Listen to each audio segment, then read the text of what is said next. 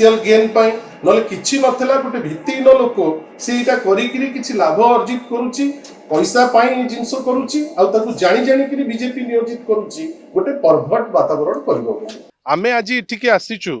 गोटे अभियोग नहीं जे पॉलिटिकली भारतीय जनता पार्टी वर्तमान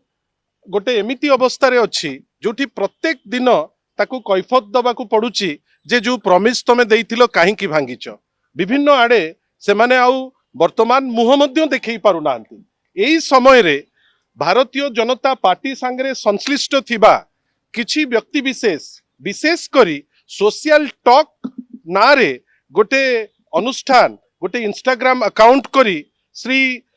प्रीति प्रकाश नायक कॉन्स्टेंटली तांकर डीप फेक इमेज जाली एआई इमेज ताकू करी से तांकर व्यक्तिगत किछि फायदा पाइबा पाई भारतीय जनता पार्टी किछि बेनिफिट दबा पाई से कांस्टेंट बेसिस रे गोटे गोटे तांकर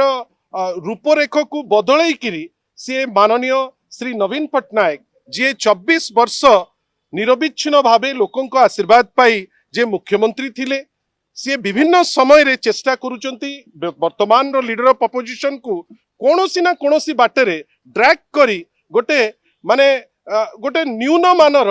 न्यून टेस्ट रो किछि जिनिस बखाणीबे बेली आमे खाली एतिकी कहि रखिया को चाहूचु जे गोटे एमिति डिस्पेंसेशन जोटा पॉलिटिकली लड़िबारे दम नाही किंतु जणे व्यक्ति विशेष श्री नवीन पट्टनायक परी जणे पर्सनालिटी जहां को सारा राज्य भलो पाए तांको इमेज को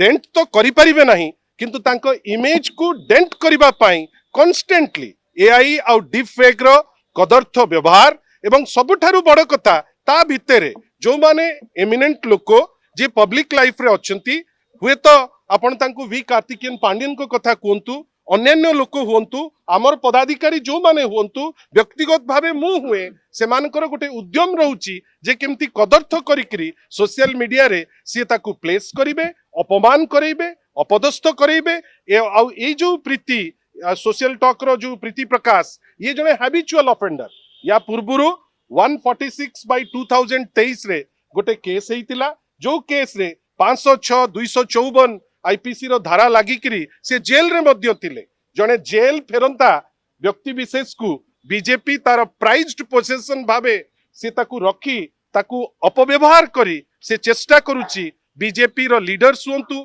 कार्डर्स हुंतु भलो लोक हुंतु तांकू कदर्थ करी प्लेस करिवो बेली आमे आज आसीथिलु एफआईआर दबा पाई माननीय आईआईसी को पाखरे आमे एफआईआर टी देलु एवं रिक्वेस्ट करिचु जे भारतीय न्याय संहितार विभिन्न जो परिभाषा अच्छी कोठी डिफेमेशन अच्छी कोठी आपण अपदस्थ कथा उठुची कोठी आईटी एक्ट रो वायोलेशन अच्छी से भितरे ता नारे एफआईआर करी तांकर आग याकू डाउन करिबा पाई ए जो उठेइचंती एमाने विभिन्न प्रकार इमेजेस ताकू